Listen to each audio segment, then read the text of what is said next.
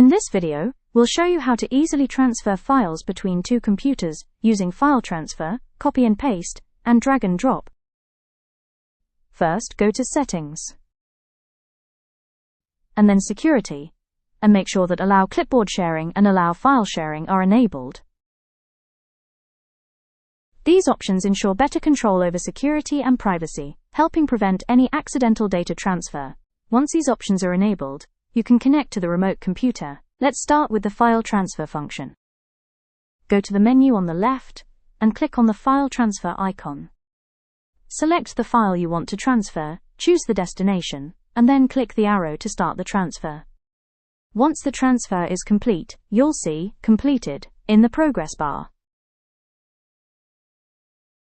Now let's move on to copy and paste. Simply select the file, copy it, then go to the other computer and paste it.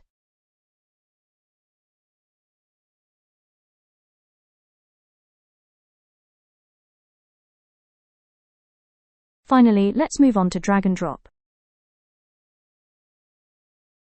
Select the file, drag it, and drop it directly onto the other computer.